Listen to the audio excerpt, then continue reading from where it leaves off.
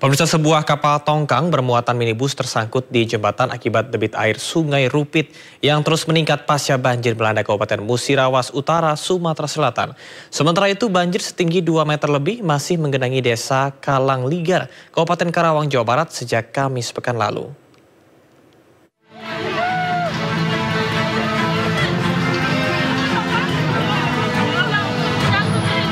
Banjir melanda Kabupaten Muratara, Sumatera Selatan di hari pertama ibadah puasa Ramadan. Salah seorang warga merekam detik-detik kapal tongkang yang bermuatan minibus tersangkut di jembatan gantung Desa Remban, Rawas Ulu akibat Sungai Rumpit yang tiba-tiba meluap akibat debit air yang terus meningkat. Selain itu, banjir ini juga menyebabkan ribuan rumah warga yang berada di 5 kecamatan, yakni Kecamatan Karangjaya, Kecamatan Rumpit, Kecamatan Karangdapo, Kecamatan Rawas Ulu, dan Kecamatan Rawas Ilir terendam banjir. Banjir mulai masuk ke permukiman warga sejak Jumat malam dengan tinggi air mencapai 1 meter. Tidak hanya rumah, air juga mengenangi sebuah masjid hingga warga terpaksa menjalankan ibadah sholat tarawih ke masjid lain. Khawatir luapan Sungai Rumpit terus naik, sebagian warga berusaha menyelamatkan diri mereka dan harta bendanya ke tempat yang lebih aman. Masuk ke jalan sekitar jam 4 subuh tadi pagi. Berarti air ini naik terus berarti? Naik terus. Yang terendam banyak.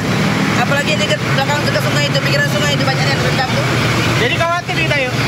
Ya khawatir lah. Karena debit air dan curah hujan yang masih tinggi, warga diimbau untuk tetap waspada dan tetap fokus menjalankan ibadah puasa meski dilanda bencana banjir. Dari Muratara, Sumatera Selatan, Sudirman, iNews melaporkan.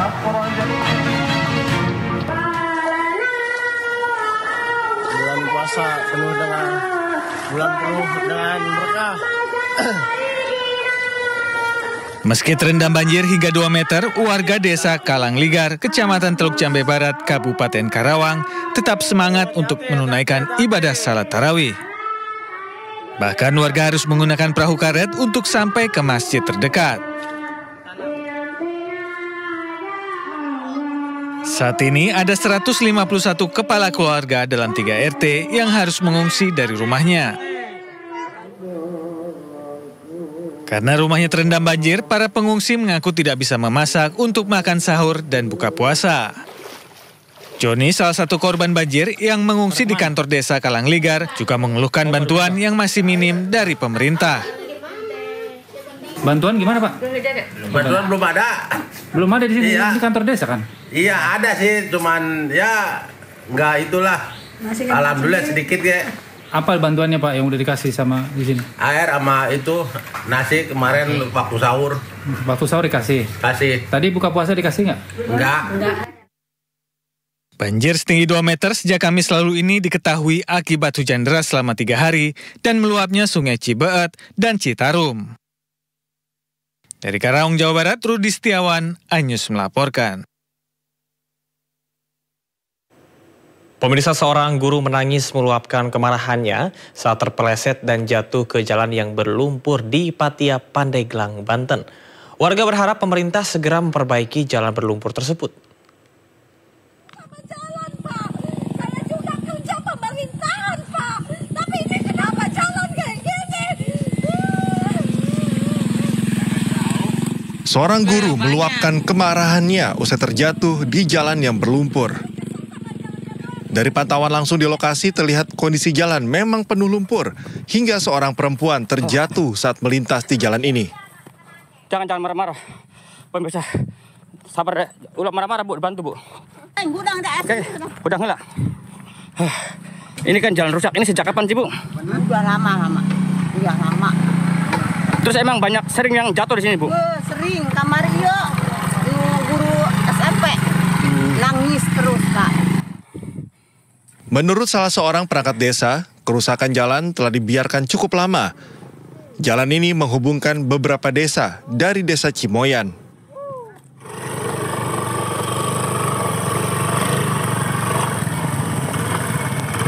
Itu beberapa hari kemarin memang sempat viral tentang tenaga pengajar yang jatuh di jalan yang lumayan parah. itu letaknya di Kampung Karya Maju, RT 2, RW 2, Desa Cimoyan, kewilayahan Kadu 1. Nah, untuk status jalan itu status jalan apa, Bang? Status jalan itu sendiri itu jalan kabupaten, Bang, di mana rutenya itu ialah Cimoyan Suryanen termasuknya. Warga berharap pemerintah segera membangun sisa jalan yang rusak agar tak ada korban yang terjatuh ke jalan yang rusak dan berlumpur ini. Dari Pandeglang, Banten, Iskandar Nasution, iNews melaporkan. Puluhan preman dan anak jalanan yang terjaring razia di Cianjur, Jawa Barat disanksi sosial membersihkan masjid. Razia digelar untuk memberikan rasa aman dan nyaman warga di bulan suci Ramadan.